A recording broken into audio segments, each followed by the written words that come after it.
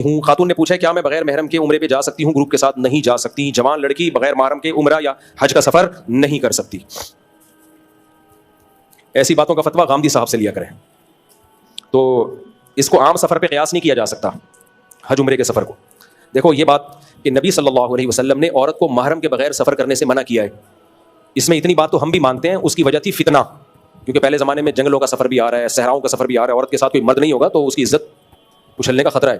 اس لیے نبی نے فرمایا 1 دن اور 1 رات کا سفر, یا اور دوسری حدیث میں 3 دن اور 3 رات کا سفر کوئی عورت محرم کے بغیر نہ کرے.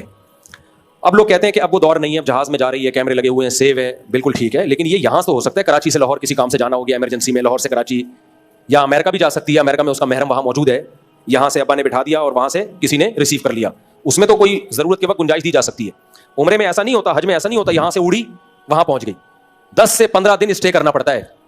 کسی اجنبی ملک میں اتنا لمبا اسٹے جوان عورت کا محرم کے بغیر, اس میں یہ کہنا کہ فتنے کا اندیشہ نہیں ہے, یہ حالات سے ناواقفیت کی دلیل ہے. اچھا, لوگ مثال دے رہے ہوتے ہیں فلاں کی بیٹی گئی تھی, جوان لڑکی ہے, وہ تو صرف حج عمرہ نہیں بلکہ وہ تو 4 سال یورپ کی یونیورسٹی میں پڑھ کے آ گئی, اسے تو کچھ نہیں ہوا, اور مولوی لوگ کہتے ہیں فتنے کا اندیشہ ہے. دیکھو فتنے کا اندیشے کا مطلب کیا ہے؟ خطرہ ہے, یقینی تھوڑی ہوتا ہے فتنہ. کسی علاقے میں چرس بٹ رہی ہو, آپ اپنے بچوں کو وہاں جانے سے روکو گے نا؟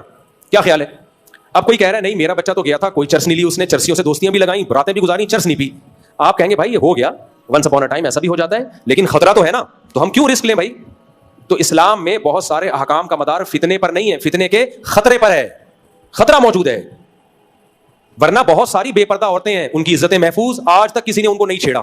بہت ساری بے پردہ ہیں, تو کیا بے پردگی کی اجازت ہو جائے گی؟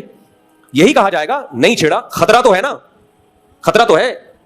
تو خطرے کی بیس پہ بہت ساری لڑکیاں جاتی ہیں, عمرہ کر کے آ جاتی ہیں, کچھ نہیں ہوتا. بہت ساری جاتی ہیں یورپ امریکہ یونیورسٹی میں 4 سال ہاسٹل میں رہتی ہیں, کچھ نہیں ہوتا. لیکن بہت ساریوں کو بہت کچھ ہوتا بھی اسی وجہ سے, اگر وہ گھر میں رہتی ہیں تو نہ ہوتا یہ سب کچھ.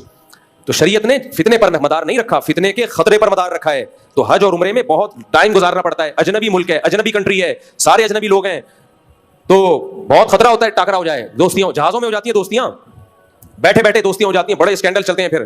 تو اس لیے اتنی تو گنجائش ضرورت کے وقت دی جا سکتی ہے, یہاں سے وہاں جا رہی ہیں, وہاں سے یہاں آ رہی ہیں, لیکن کسی دوسرے کنٹری میں اتنے ٹائم کے لیے اسٹے کرنا محرم کے بغیر, اس کی بھی جاتی ہیں. ہاں بوڑھی عورتیں مستثنا ہے, تو بوڑھی عورتوں وہ بغیر محرم کے جا سکتی ہیں. اب بوڑھی کون ہے تو ہم کوئی ایج نہیں بتاتے, جو عورت کہہ دے کہ میں بوڑھی ہوں وہ چلی جائے.